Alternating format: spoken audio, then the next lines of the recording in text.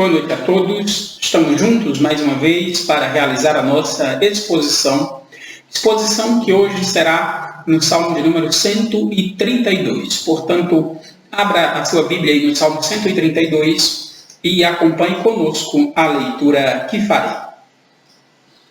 Canto de romagem. Lembra-te, Senhor, a favor de Davi, de todas as suas provações, de como jurou ao Senhor e fez votos ao poderoso de Jacó. Não entrarei na tenda em que moro, nem subirei ao leito em que repouso. Não darei sono aos meus olhos, nem repouso às minhas pálpebras, até que eu encontre lugar para o Senhor, morada para o poderoso de Jacó. Ouvimos dizer que a arca se achava em Efrata, e a encontramos no campo de Jar. Entramos na sua morada, adoremos ante o estrado dos seus pés. Levanta-te, Senhor, entra no lugar do teu repouso, tu e a arca de tua fortaleza. Vistam-se de justiça os seus sacerdotes e exultem os teus fiéis. Por amor de Davi, teu servo, não desprezes o rosto do teu ungido. O Senhor jurou a Davi com firme juramento, e dele não se apartará. No rebento da tua carne farei subir para o teu trono. Se os teus filhos guardarem a minha aliança e o testemunho que eu lhes ensinar, também os teus filhos se assentarão para sempre no teu trono, pois o Senhor escolheu a Sião, preferiu-a por sua morada. Este é para sempre o lugar do repouso. Aqui habitarei, pois o preferi. Abençoarei com abundância o seu mantimento, e de pão fartarei os seus pobres. Vestirei de salvação os seus sacerdotes, e de júbilo exultarão os seus fiéis. Ali farei brotar a força de Davi. Preparei uma lâmpada para o meu ungido. Cobrirei de vexame os seus inimigos, mas sobre ele florescerá a sua coroa. Vamos orar. Senhor Deus, Pai nosso, nós nos achegamos diante do Senhor mais uma vez para implorar a Tua misericórdia, para suplicar que o Senhor ouça o nosso pedido, que o Senhor ouça a nossa oração. E pedimos que o Senhor tenha misericórdia de nós, que o Senhor nos dê graça para crer na Tua palavra, discernimento espiritual para compreender. Fala com a Tua igreja, Senhor. Fala com cada um que nos ouve neste momento. Abençoa o teu povo. É em Cristo que nós te oramos. Amém. Queridos, este é o 13º dos 15 salmos de romagem, que são os salmos de 120 a 134. Estamos chegando ao final desta série de salmos, que, como sabemos, eram salmos de peregrinação, os salmos cantados na peregrinação do povo a Jerusalém, quando eles dirigiam-se a Jerusalém para as 3 grandes festas anuais: Páscoa, Pentecostes e Tabernáculos. E preciso dizer ainda que este é o mais longo dos 15 salmos, dos degraus dos 15 salmos de romagem. E a pergunta é: do que ele trata? Do que trata esse salmo? Como diz Alan Herman, o salmo é uma oração que Deus mostre seu favor ao rei que se assenta no trono de Davi.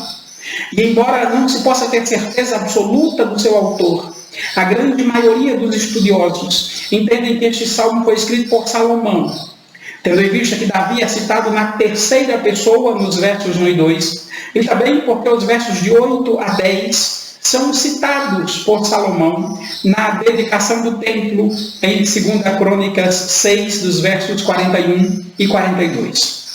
Por isso, queridos, ainda há aqueles que entendem que este salmo foi escrito neste contexto. A saber, depois que Salomão construiu o templo, e no período daquela festa dos tabernáculos registrada em 1 Reis, no capítulo 8, na qual Salomão dedicou o templo ao Senhor, neste mesmo contexto, teria Salomão escrito o Salmo de número 132. O que de fato faz todo sentido, pois, como bem sabemos, a festa dos tabernáculos era uma das 3 principais festas dos judeus. Era uma das 3 festas que todo judeu deveria dirigir-se a Jerusalém. E por isso este salmo em particular estaria mais ligado diretamente à festa dos tabernáculos. E ainda, a fins introdutórios, é interessante notar que o Salmo 132 também é um paralelo do Salmo 89. A diferença é que este Salmo 132 tem uma perspectiva mais otimista do que o Salmo 89. E tendo isso em mente, queridos, exporemos este Salmo a partir do seguinte tema. Ouça bem: os pilares da adoração. Os pilares da adoração. E a pergunta é: com base em que adoramos a Deus? Por que podemos adorá-lo? Queridos, podemos adorar a Deus, em primeiro lugar, por causa da sua aliança, por causa do seu pacto. E isso nos é mostrado nos versos de 1 a 5, mas primeiro eu peço que você olhe apenas para o verso 1, veja o que nos diz a palavra do Senhor. Verso 1: lembra-te, Senhor, a favor de Davi, de todas as suas provações. O salmista diz: lembra-te, Senhor, a favor de Davi. Ou seja, lembre-se da aliança de Deus com Davi. Lembre-se do que Deus prometeu a Davi, a saber, especialmente o que está em 2 Samuel, no capítulo 7, quando o Senhor prometeu que o trono estaria sempre entre os descendentes de Davi, que os reis seriam da casa de Davi. Por isso, queridos, este é um pedido para que Deus se lembre das aflições e lutas que Davi passou antes de subir o trono, sim, mas também das lutas que ele passou após ser coroado rei. D.L. Moody tem razão quando diz que, embora as aflições de Davi fossem mencionadas em primeiro lugar, a ênfase dessa oração está sobre a sua intenção de encontrar um lugar adequado para a Arca da Aliança. E é verdade, pois o foco nesta oração do salmista, queridos, é mostrar que apesar das aflições, que apesar das lutas, que apesar das provações que enfrentou, o foco de Davi no seu reinado era comunhão com Deus. O foco de Davi era preparar um lugar para que a arca do Senhor encontrasse repouso. Na verdade, queridos, o pano de fundo desta primeira sessão, dos versos 1 a 5, é certamente 2 Samuel 7. Lá em 2 Samuel 7, no verso 2, Davi chega a dizer ao profeta Natã: ouça bem, olha, eu moro em casa de cedros e a arca de Deus se acha numa tenda. Note, queridos, que o desejo de Davi é honrar ao Senhor, é mostrar que o nome do Senhor é digno de todo zelo, de toda a adoração, que o Senhor é prioridade na vida de Davi. Isto é exatamente o contrário do que aconteceu com o povo no período de Ageu, quando o povo construiu para si casas apaineladas, casas forradas, bem estruturadas, enquanto que a casa do Senhor, o templo, permanecia em ruínas. Está lá a repreensão do profeta Ageu quanto a isso no capítulo 1. E para provar isso, queridos, o salmista lembra do juramento feito pelo próprio Davi. Olhe para a sua Bíblia, olhe para o verso 2, de como jurou ao Senhor e fez votos ao poderoso de Jacó. E aqui nós vemos algo maravilhoso, pois nem em 2 Samuel 7, nem em 1 Crônicas 17, que são os textos que tratam deste relato em particular, nenhum desses textos citam um juramento de Davi ao Senhor. Mas aqui o salmista nos informa dele e ainda nos mostra a inquietude de Davi até pô-lo em prática, até cumprir o que prometeu. Davi simplesmente não sossegou a sua alma até trazer a arca da aliança para Jerusalém. Veja o que nos diz os versos 3 a 5. Olha o que diz a palavra do Senhor: não entrarei na tenda em que moro, nem subirei ao leito em que repouso. Não darei sono aos meus olhos, nem repouso às minhas pálpebras, até que eu encontre lugar para o Senhor, morada para o poderoso de Jacó. É claro, queridos, que o salmista está aqui usando de uma hipérbole. É claro que esses versos não querem dizer que Davi passou todos aqueles dias sem comer ou sem beber, ou sem dormir, até porque depois que Davi tentou levar a arca para Jerusalém em carros de bois e Uzá morreu ao tocar na arca, a arca passou ainda 3 meses na casa de Obed-edom. E é humanamente impossível Davi ter passado 3 meses sem comer e sem dormir. Mas esses versos mostram de maneira hiperbólica a preocupação de Davi com o destino da arca e o seu desejo incessante de trazê-lo para perto de si. Ouça de novo o verso 4. Veja que o desejo de Davi se manifesta: não darei sono aos meus olhos, nem repouso às minhas pálpebras, diz o salmista. Lembre-se, queridos, que durante o reinado de Davi tinha dois grandes propósitos. Dois grandes objetivos, era o alvo de Davi durante o reinado. E os dois tinham a ver com a adoração. A saber, os dois alvos de Davi durante seu reinado, o primeiro era trazer a arca da aliança para Jerusalém. O segundo grande alvo do reinado de Davi era construir o templo, construir um lugar definitivo para a arca ficar. O primeiro, trazer a arca para Jerusalém, depois de uma tentativa frustrada, onde Uzá morreu, ele conseguiu fazer isso em uma segunda tentativa. Já o segundo propósito de Davi, construir o templo, Deus mesmo o proibiu, porque ele era um homem de sangue. Deus disse que seu filho Salomão faria isto, mas Davi não. Mas Davi ainda juntou a riqueza e até comprou o terreno de Araúna, o local onde mais tarde Salomão veio a construir o templo, conforme 1 Crônicas, capítulo 21 e 22, deixam claro. Portanto, como diz Calvino, o voto de Davi deve ser entendido num sentido qualitativo. Ele nunca entraria em sua casa, nem subiria ao seu leito, diz Calvino, sem sentir uma preocupação com este assunto, sem sentir uma preocupação com o destino da arca. E note ainda que uma expressão se repete nos versos 2 e 5, poderoso de Jacó. E isso tem a ver com a aliança, com o pacto. Como diz Derek Kidner, o poderoso de Jacó, queridos, é um título que foi ouvido pela primeira vez nos lábios do próprio Jacó, quando ele profetizava o destino das 12 tribos.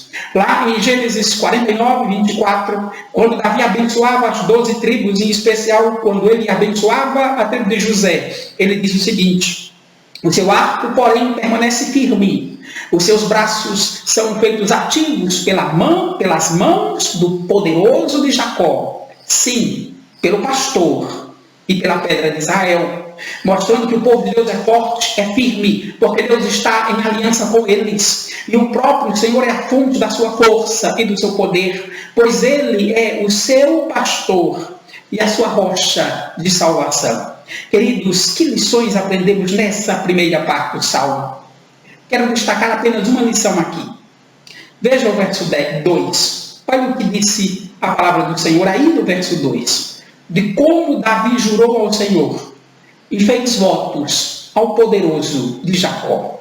E veja que o voto que Davi fez, queridos, é que ele mesmo não ia descansar, enquanto não providenciasse um local de descanso para a arca, que representa a presença de Deus, o trono de Deus no meio deles. Davi não ia descansar, não ia sossegar enquanto não construísse um local para a arca repousar. É isso que os versos 3 a 5 deixam claro. Então, o voto de Davi, queridos, é que ele não ia descansar até construir o templo. E por que quero que você pense sobre isso? Por que quero que você pense nesse voto de Davi, de não descansar enquanto não construir o templo? Ora, quero que você pense nisso, porque esse voto não foi aceito por Deus. Deus não aceitou este voto de Davi. Está lá em 1 Crônicas 17, no verso 4. Deus ordenou que o profeta Natã fosse a Davi e dissesse o seguinte: ainda assim, diz o Senhor, tu não edificarás casa para minha habitação. Diz o Senhor, tu não edificarás casa para minha habitação. E aqui, queridos, você vai me dizer, como assim Deus não aceitou o voto de Davi, pastor? Se o que ele desejava era bom, se suas intenções aparentemente eram boas, como assim Deus não aceitou o voto de Davi, se Davi queria algo bom e sua intenção era boa? Sabe qual é a resposta? A resposta é que Deus não aceitou, porque ninguém tem autoridade para dizer a Deus quando, onde ou como será o culto dedicado a Ele. Ninguém tem autoridade para dar as normas do culto, queridos, a não ser o próprio Deus. Só Ele tem essa autoridade. Em 2 Samuel, no capítulo 7, que é o pano de fundo desse salmo, veja qual foi a resposta do Senhor a Davi. Ouça o que diz 2 Samuel 7, versos 5 a 7. Ouça bem. Assim diz o Senhor: edificar-me-ás tu casa para a minha habitação?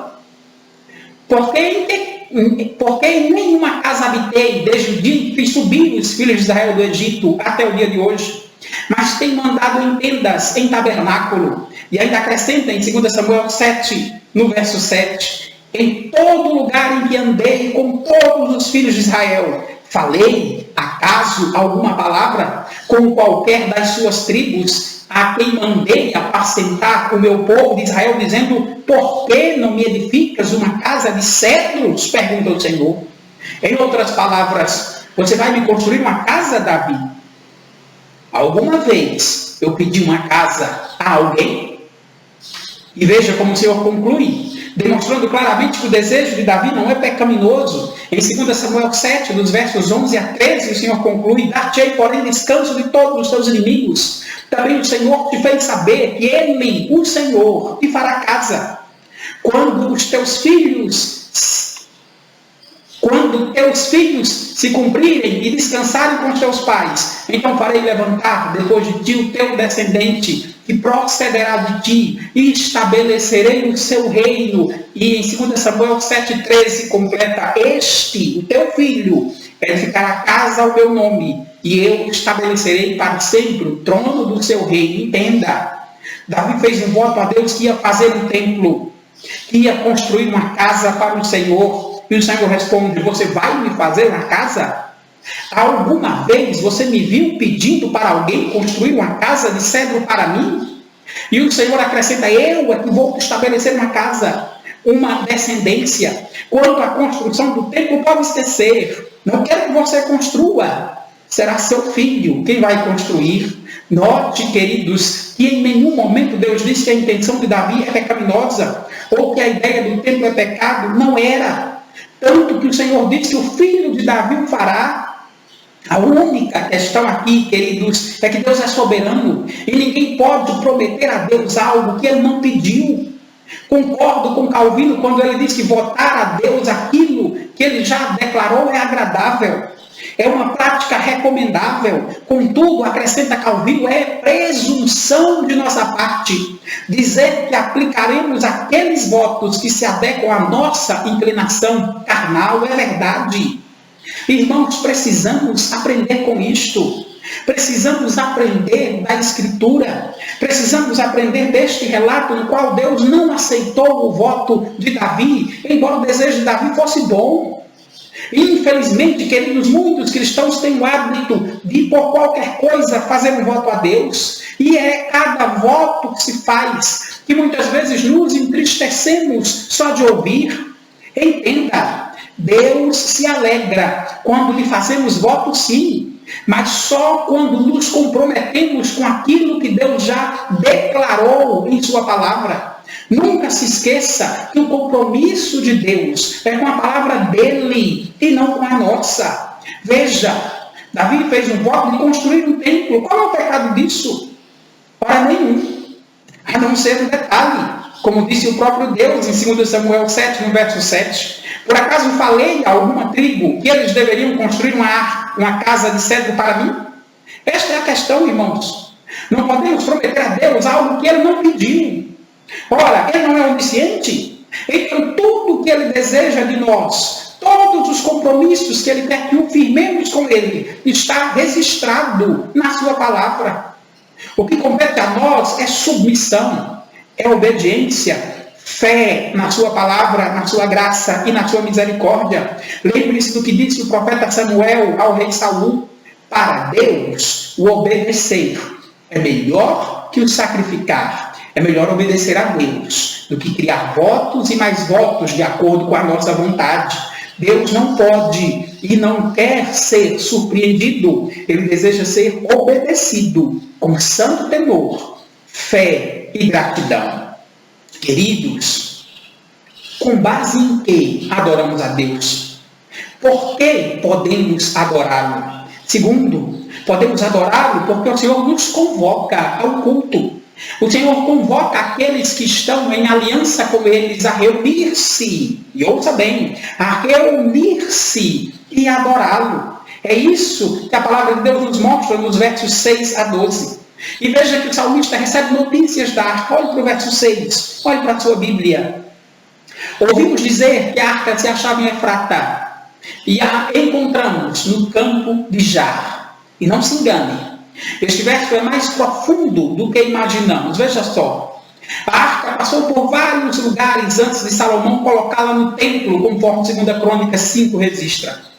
Lembre-se que, por ordem de Deus, Moisés construiu a arca no deserto. E dali em diante ela ia à frente do povo de Israel em sua peregrinação. Quando a coluna de nuvem ou a coluna de fogo se movia, os levitas e sacerdotes com a arca acompanhavam a nuvem de fogo ou de nuvem, e o povo seguia a arca. Mas depois que o povo atravessou o Jordão e entrou na terra prometida, queridos, é possível que a arca tenha permanecido um tempo, temporariamente em Betel, conforme Juízes 20 nos diz. Conforme Juízes 20, 26 e 27 nos dá a entender. Depois disso, é possível que a arca tenha passado um tempo em Mispa, conforme Juízes 21 nos dá a entender. E por fim, a arca esteve em Siloé, conforme 1 Samuel 1 e 3 deixa claro. Lá em Siloé, onde ficava o sacerdote Eli e seus filhos na época de Samuel. Mas os filhos do sacerdote Eli eram filhos de Belial e não se importavam com o Senhor, como diz 1 Samuel 2,12. Estes filhos de Eli usavam a arca da aliança como um amuleto mágico, como um amuleto místico, como infelizmente precisamos dizer, muita gente faz com a Bíblia hoje. E assim, queridos, aqueles filhos de Eli levaram a arca da aliança para uma guerra contra os filisteus, achando que só porque a arca estava lá, eles seriam vitoriosos, mesmo vivendo no pecado. Mas nós sabemos o que aconteceu. Israel foi derrotado, os filhos de Eli foram mortos, o próprio Eli morreu quando soube da notícia da morte dos seus filhos, e quando soube principalmente que a arca tinha sido levada pelos filisteus. A arca foi levada pelos filisteus, foi posta diante do falso deus Dagon. Mas o Senhor humilhou o falso deus filisteu, fazendo sua imagem cair em pedaços diante da arca da aliança. E o Senhor também trouxe muitas calamidades e enfermidades sobre os filisteus, de modo que, muito afligidos, depois de 7 meses, os filisteus decidiram devolver a arca da aliança em carros de bois ao território de Israel. Está lá em 1 Samuel, nos capítulos 4 a 6, essa história. E ao voltar a Israel, a arca ficou um período em Bet-Semes. Depois foi levada à casa de Abinadab em Kiriat-Jarim. E lá passou cerca de 20 anos esquecida, conforme diz 1 Samuel 7 e verso 2. Então, muito tempo depois, quando Davi já era rei, ele soube o paradeiro da arca. Por isso o verso 6. Olha de novo o verso 6, quando Davi ouve o paradeiro da arca. Ouvimos dizer que a arca se achava em Efrata. E a encontramos no campo de Jar. E aqui, precisamos dizer que a tradução da NVI, a tradução da Nova Versão Internacional, é um pouco melhor. A NVI traduz da seguinte forma, ouça bem. Soubemos que a arca estava em Efrata, mas nós a encontramos nos campos de Jar. E se prepare para compreender a maravilhosa mensagem desse verso. Veja só, para compreender esse verso agora, precisamos saber onde fica Efrata e o que significa Jar. Lembra de Miqueias capítulo 5, no verso 2? E tu, Belém Efrata, pequena demais para figurar com um grupo de milhares de Judá, de ti sairá o que há de reinar em Israel, cujas origens são desde os tempos antigos, desde os dias da eternidade. Como diz Alan Herman, queridos, aqui Efrata é usado para a região adjacente a Belém, da qual veio o próprio Davi. Efrata aqui, queridos, é a região onde ficava Belém, a cidade em que Davi nasceu. E ficava, queridos, mais ou menos a 13 quilômetros de Jerusalém. Já Campos de Jar, Alan Herman afirma que Campos de Jar é justamente outro modo de descrever Kiriat-Jarim. Kiriat-Jarim é o lugar onde a arca passou 20 anos esquecida. Campos de Jar significa cidade dos bosques, cidade das árvores, ou ainda lugar das árvores, ou até moita. Agora ouça o verso 6. Ouvimos dizer que a arca se achava em Efrata. E aí encontramos no campo de Jar, em uma tradução livre, poderíamos dizer. Ouvimos dizer que a arca estava na cidade do rei, mas a encontramos entre as árvores. Como isso é profundo, queridos. Veremos mais à frente. Mas agora eu peço que você note que esse verso está apontando para a crucificação de Cristo Jesus. Por isso o verso 7 mostra que aqueles que se encontram diante de Deus devem adorá-lo. O verso 7 diz: entremos na sua morada, adoremos entre o estrado dos seus pés. Quando a arca entrava na tenda, o povo deveria prostrar-se e adorar ali diante, deveria curvar-se e adorar a Deus. Calvino nos diz que é muito importante atentar ao epiteto com o qual o salmista designa a arca. Ele chama de estrado dos pés de Deus, e é verdade. Pois essa expressão mostra que Deus não está preso à arca, que tanto a arca como o próprio templo, mesmo com todo o seu esplendor, com sua aparente glória, era apenas o estrado dos pés do Senhor, onde Deus coloca os pés. Assim, queridos, o povo de Deus era chamado a erguer os olhos aos céus e, com a devida reverência e fé, buscar a presença do próprio Deus em adoração sincera. Olha o verso 8: levanta-te, Senhor, entra no lugar do teu repouso, tu e a arca da tua fortaleza, do teu poder. Queridos, essa declaração é tirada de Números 10, 33 e 36. Quando o povo ia marchar, quando a nuvem andava e a arca ia ser levantada e carregada para continuarem a marcha, Moisés dizia: levanta-te, Senhor, e dissipados sejam os seus inimigos. Isso lembra aos adoradores que Deus era quem os dirigia, quem os protegia com o seu poder, quem concedia as vitórias e ia à frente do seu povo.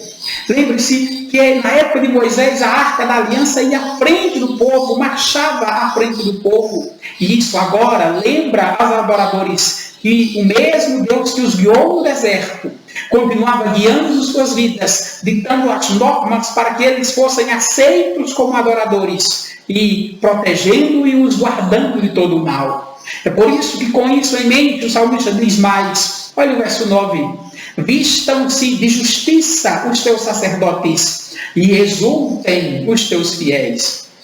Perceba que a justiça dos sacerdotes traz alegria e exultação ao povo de Deus. Calvino acrescenta dizendo que esta oração é um pedido que a justiça de Deus fosse revelada entre o povo, como se fosse um ornamento sobre os sacerdotes para comunicar alegria ao povo.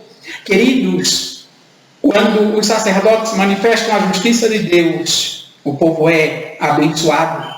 E veja que a justiça de Deus, a bênção aqui, não está alicerçada nos méritos ou na justiça do próprio sacerdote, mas sim na graça de Deus, na sua palavra e na sua promessa. Olhe os versos 10 e 11. Veja como o salmista aplica isso. Por amor de Davi, teu servo, não desprezes o rosto do teu ungido. O Senhor jurou a Davi com firme juramento, e dele não se apartará. Um rebento da tua carne farei subir para o teu trono. Queridos, que lição aprendemos aqui?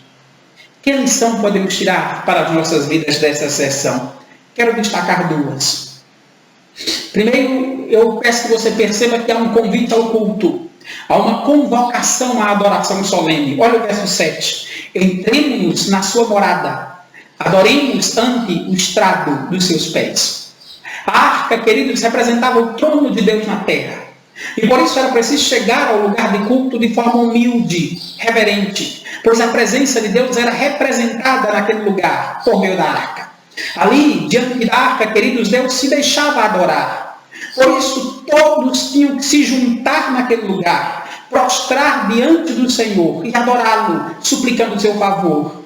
Irmãos, no culto, Deus marca com o seu povo o tempo e o lugar de encontro. No culto, Deus marca com o seu povo o momento e o lugar para que o povo possa encontrar-se com Deus, e Deus se permite adorar dentro das suas prerrogativas, dentro daquilo que ele determinou. Concordo com Spurgeon quando diz que sabemos o que era a arca, um propiciatório, um trono de graça, um lugar de glória revelada. É claro que a arca apontava para Cristo, portanto precisamos ser humildes quando adoramos a Deus. Como diz Calvino, Cristo é aquele que não só é quem os pés de Deus repousam, mas em quem reside toda a plenitude da divindade, como diz Paulo.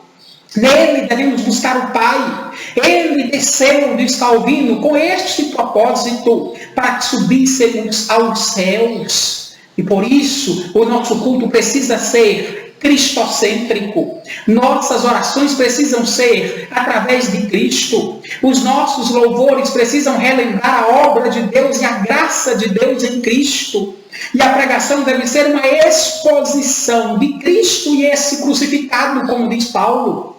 Nada no culto deve ter o propósito de agradar o homem, mas sim de adorar a Deus, de exaltar e apresentar a Cristo. E aqui eu preciso te fazer uma pergunta. Que tipo de culto você tem buscado? Um culto que agrada e centraliza-se nas suas necessidades existenciais? Ou um culto que adora a Deus e apresenta a Cristo? Queridos, o Senhor dá as regras para a adoração. E a adoração só é possível em conformidade com a palavra de Deus, porque só esta o Senhor aceita. A segunda coisa que quero que você pense sobre isso e tire como lição para a nossa vida prática é o verso 9. Olhe para ele.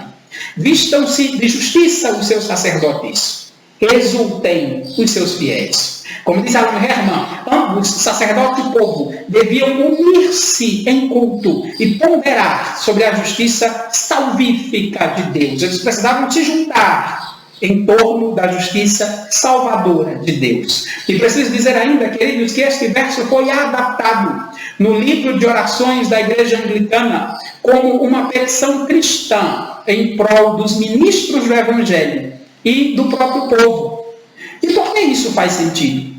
Veja só. O salmista diz: vistam-se de justiça os seus sacerdotes e exultem os teus fiéis. A alegria do povo é resultado do sacerdote estar vestido de alegria. E aí eu te pergunto, qual era a função dos sacerdotes? Ora, os sacerdotes eram os responsáveis pelo culto. Eles dirigiam os sacrifícios e assim intercediam pelo povo diante de Deus. Mas também eles eram os responsáveis por ensinar a palavra de Deus ao povo. É isto que nos diz o profeta Malaquias, no capítulo 2, no verso 7, quando diz que os lábios do sacerdote devem guardar o conhecimento, e da sua boca devem os homens procurar a instrução. E por quê? Porque ele é mensageiro do Senhor dos exércitos. E isto, queridos, certamente deve ser aplicado à fidelidade da pregação. Por isso, queridos, esse verso deve mesmo ser aplicado à Igreja de Cristo. Quando os pregadores são fiéis à palavra de Deus, quando eles apresentam a justiça de Deus e a justificação em Cristo, quando eles apresentam Jesus ao povo através da pregação, o povo de Deus é abençoado no culto. Como diz Calvino, a oração se refere à igreja coletivamente, como se o salmista rogasse que a glória dessa justiça fosse refletida dos sacerdotes sobre o povo em geral. Queridos, devemos buscar a graça de Deus na pregação do Evangelho.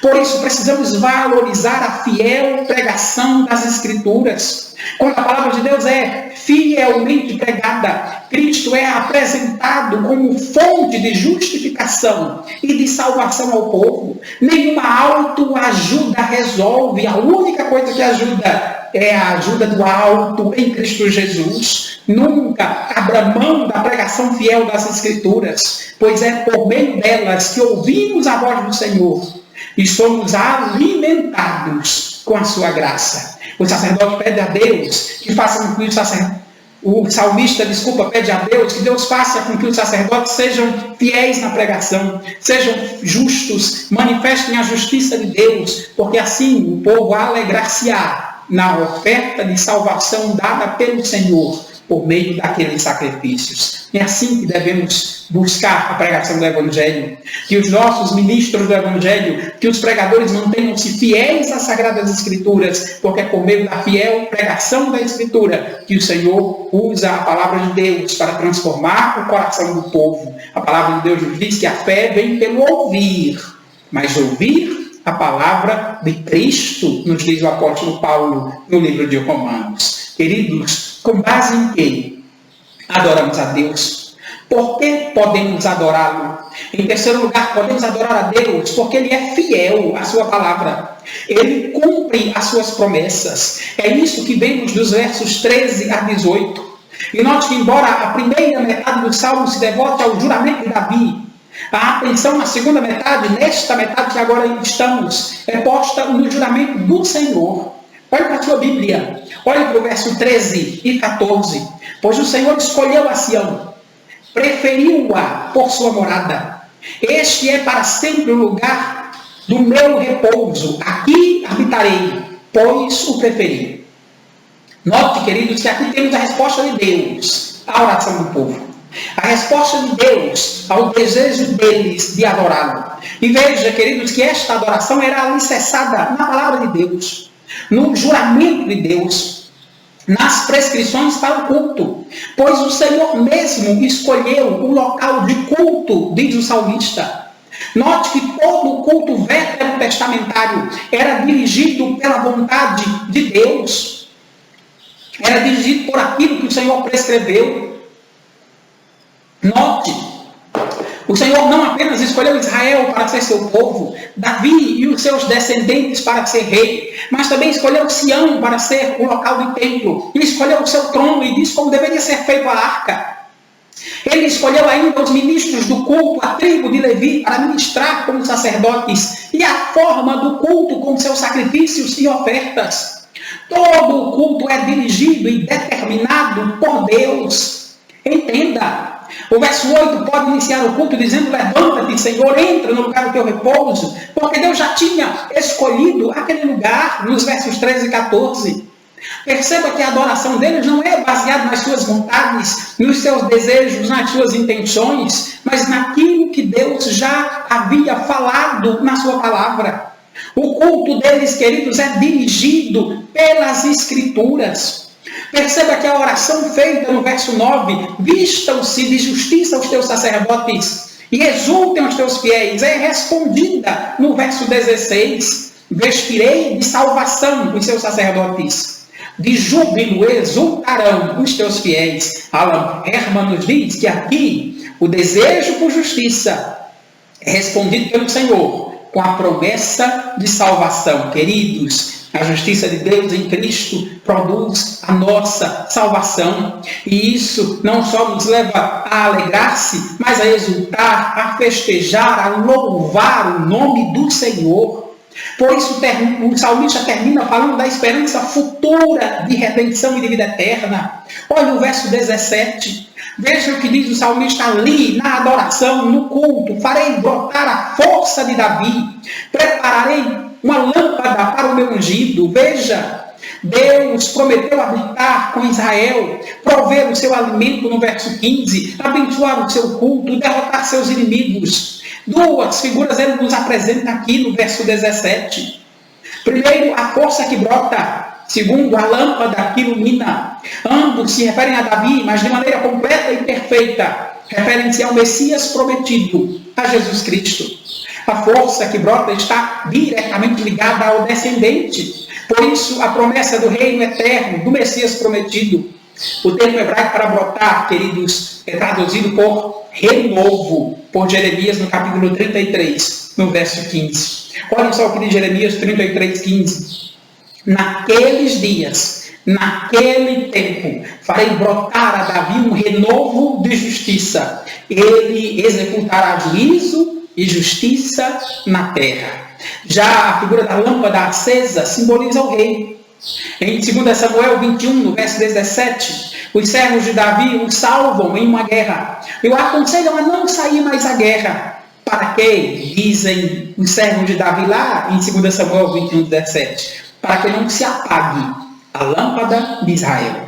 Perceba como o salmista termina falando do destino final do povo de Deus e também dos ímpios. No verso 18 ele diz: cobrirei de vexame os seus inimigos, mas sobre ele, sobre o renovo do Senhor, florescerá a sua coroa. Lembre-se, no verso 16 o Senhor veste de salvação os sacerdotes, mas aqui ele veste de vexame, de vergonha os inimigos do povo.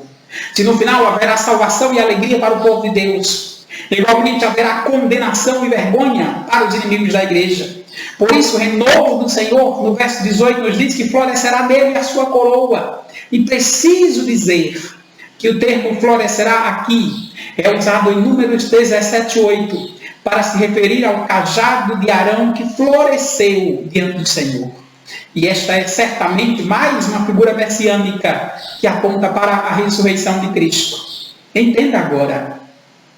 O Senhor veste de salvação a sua igreja, mas veste de vergonha e condenação os seus inimigos. Como diz Spurgeon, no último dia haverá duas formas de roupa: salvação e vergonha, preparado para os sacerdotes do Senhor e para os seus inimigos. E eu te pergunto, qual delas você vestirá? A salvação dada pelo Messias prometido por Jesus Cristo, ou vergonha e condenação por ter vivido uma vida de rebeldia contra o Senhor? Queridos, que mais aplicações podemos tirar para as nossas vidas? Que outras lições práticas podemos aprender? E eu quero destacar duas. Primeiro, eu quero que você note que esse salmo nos mostra as bases pelas quais podemos adorar a Deus. E perceba que todo o nosso culto a Deus é baseado na sua graça, na sua misericórdia, e tem como fundamento a sua aliança e a sua palavra. Por isso o salmista começa lembrando a aliança de Deus com Davi no verso 1. Depois ele fala da forma correta de se adorar a Deus, diante da arca, nos versos 6 e 9. E depois ele acrescenta os juramentos e promessas feitos pelo próprio Deus, reforçando o poder da palavra nos versos 10 a 18. E veja que todo o culto ao Senhor está baseado na aliança com Deus. É por isso que o salmista começa: lembra-te, Senhor, a favor de Davi.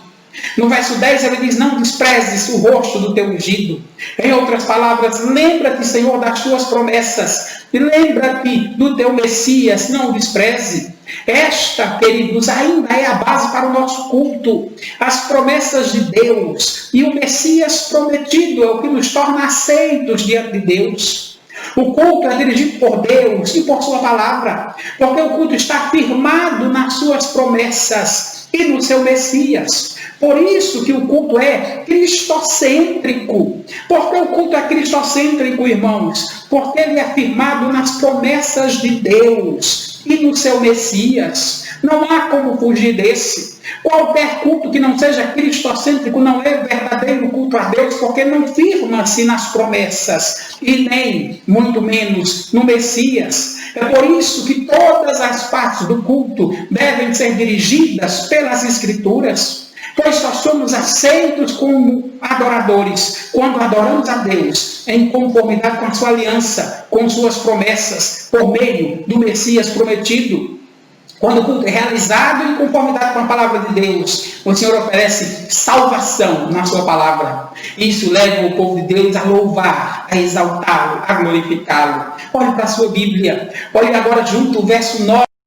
Em seguida, olhe, veja como a figura é belíssima. Vistam-se de justiça os seus sacerdotes, exultem os teus fiéis, o povo pede. E a resposta do Senhor, quando o culto é alicerçado nas suas promessas e no seu Messias, a resposta é: vestirei de salvação os seus sacerdotes, e de júbilo exultará os seus fiéis. Mas não se enganem, isto só acontece quando o nosso culto segue as orientações da palavra de Deus. Lembre-se de Davi.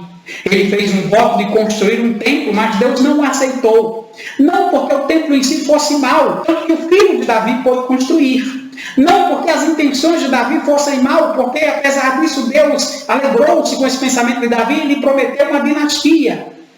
Mas Davi não pôde fazê-lo. Não porque o templo em si fosse pecaminoso, Deus não aceitou, queridos, porque o culto é baseado nas promessas de Deus, no Messias do Senhor, e não nas invenções do homem. O culto é baseado naquilo que Deus determina e não no que queremos. Não é baseado nas nossas intenções e motivações, mas naquilo que a Bíblia diz a respeito de Deus e do seu Salvador. Davi não pôde construir o templo, pois ele queria construir antes de Deus prometer fazê-lo. Mas seu filho, sim, pôde construir, porque Deus determinou que ele o fizesse primeiro. Que isso me sirva de lição. Que isso te sirva de lição. Nossa adoração é dirigida pela palavra de Deus e não pelos desejos do nosso coração. Afinal, o compromisso do Senhor é com a sua palavra e não com a nossa vontade e não com os nossos desejos. É por isso que todo culto precisa girar em torno de Cristo e das Escrituras, das promessas do Senhor e do seu Messias. Tem uma última aplicação que precisamos fazer. Veja bem, dissemos que esse salmo mostra as bases para a nossa adoração a Deus, e é verdade, porque o salmista faz isso o tempo todo. Mas a pergunta é: com base em que podemos adorá-lo? Entenda, sabemos que Deus é santo e é justo. Sabemos que o Senhor é o Criador de todas as coisas e que Ele é o soberano do universo. Então a pergunta é: com base em que podemos adorar a este Deus? Quais os meios que nos fazem ser aceitos por Ele? Como podemos ser recebidos como adoradores diante de um Deus que é santo, que é todo-poderoso, que é justo e que não precisa de nós? Como vimos, queridos, podemos adorá-lo por causa da sua aliança. Deus fez uma aliança com o seu povo e nesta aliança somos convocados a adorá-lo.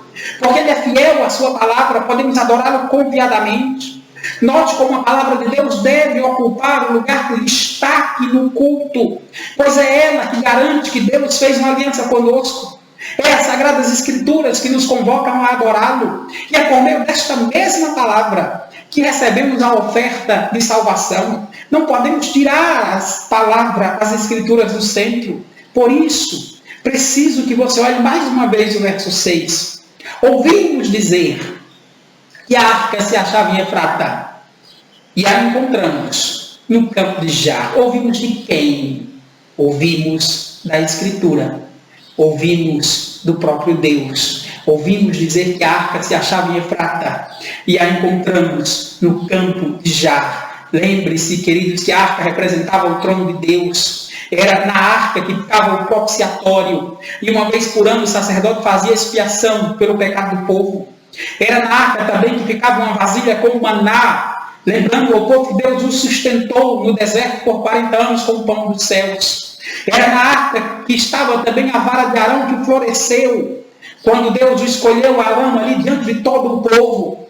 E claro, era na arca que ficavam as duas pedras da santa lei de Deus. Tudo isso nos é dito em Hebreus 9, no verso 4. Queridos, assim como o templo, a arca apontava para Cristo, porque todas as coisas nela apontavam para Cristo. Jesus é aquele que no seu sangue fez propiciação pelos nossos pecados. Jesus é o verdadeiro maná, o verdadeiro pão do céu, que não só nos sustenta a vida, mas que nos dá vida, vida em abundância, mas que nos dá vida e vida eterna para todo aquele que nele crê. Jesus é aquele que cumpriu perfeitamente a lei de Deus, e por causa disso recebemos os méritos de Cristo, da justiça de Cristo e não da nossa. Jesus é aquele que, assim como a vara de Arão floresceu, voltando simbolicamente da morte, o nosso Senhor é aquele que ressuscitou, e com a sua ressurreição garante a nossa ressurreição final. Agora note de novo, olha o verso 6, ouvimos dizer que a arca se achava em Efrata, e a encontramos no campo de Jar. É preciso dizer que os judeus também esperavam que o Messias viesse de Belém, da região de Efrata. Eles esperavam mesmo que o Messias fosse um filho de Davi e um rei de Israel. Aliás, foi isso que os escribas disseram a Herodes, quando Herodes perguntou onde o Messias devia nascer. Eles, corretamente, é bom que se destaque, leram a profecia de Miqueias, no capítulo 5, no verso 2, e tu, Belém Efrata, pequena demais para figurar com um grupo de milhares de Judá. De ti sairá o que há de reinar em Israel. Está lá em Mateus capítulo 2, versos 5 e 6. Mas eles não esperavam encontrá-lo no campo de Jar. Eles não esperavam encontrá-lo entre as árvores. Eles não esperavam que ele fosse um humilde filho de um carpinteiro. Eles não esperavam que o Messias tivesse passado boa parte da vida na Galileia, na pequena Nazaré. Inclusive, eles chegaram mesmo a dizer isso a Nicodemos: examina, e verás que da Galileia não se levanta profeta. Os escribas e fariseus dizem isso em João 7,52. Eles ignoraram as palavras do profeta Isaías, no capítulo 9, no verso 1, quando diz: para a terra que estava aflita, não continuará a obscuridade. Deus, nos primeiros tempos, tornou desprezível a terra de Zebulon e a terra de Naftali, mas nos últimos tornará glorioso o caminho do mar, além do Jordão, Galileia dos gentios. Queridos, eles não esperavam encontrá-lo entre as árvores. Eles não esperavam encontrá-lo na mais terrível de todas as árvores, na cruz do Calvário. Eles ouviram dizer que o Messias seria um rei, mas não esperavam que ele fosse também um servo sofredor. Irmãos, este ainda é um erro comum hoje. As pessoas querem bênçãos, querem vitórias. Muitos lotam as igrejas atrás de bênçãos materiais, mas se esquecem que o nosso Salvador nos salva através da sua morte vicária na cruz do Calvário. Muitos querem o reino de Deus, querem os céus, querem a vida eterna, mas não querem negar a si mesmo, tomar a sua cruz e seguir a Cristo. Muitos não querem lutar contra o pecado, só querem bênçãos, sucesso, saúde e nada mais. Mas é só em Cristo que o Senhor supre as nossas necessidades. É só nele que alcançamos verdadeira satisfação. Por isso o salmista começa esse belo salmo que nos dá os moldes, as bases para a adoração, dizendo: lembra-te, Senhor, a favor de Davi, de todas as suas provações e aflições. E o Senhor se lembra do nosso verdadeiro Davi. O Senhor se lembra de Jesus Cristo, de todas as suas provações e aflições. Quando nos reunimos para adorar a Deus, queridos, e o adoramos, Deus nos aceita, nos recebe, porque Ele lembra-se do sacrifício do seu Filho, porque Ele sabe que Cristo pagou o preço para que pudéssemos estar ali, que na carne de Cristo o véu do santuário foi rasgado e agora temos livre acesso ao Pai, a Deus por meio de Cristo. Lembra-se, Senhor, de todas as suas aflições, e o Senhor lembra das aflições do seu Filho, do sofrimento do seu Filho, da morte vicária do seu Filho em nosso favor, queridos. O Senhor lembra-se de tudo que o nosso Salvador sofreu, e por isso somos aceitos, e por isso somos recebidos na sua presença. É por isso que o culto é cristocêntrico, porque não há culto verdadeiro que não seja centrado em Cristo.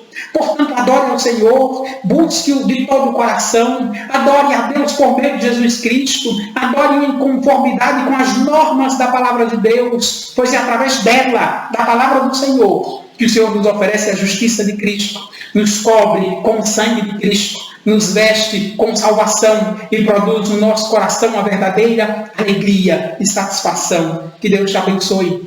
Que o Senhor te faça e te ensine a adorá-lo na base das Escrituras, por meio de Jesus Cristo, crendo nas suas promessas, na sua palavra. Que Deus te abençoe, que o Senhor aplique essa palavra ao teu coração. Vamos orar.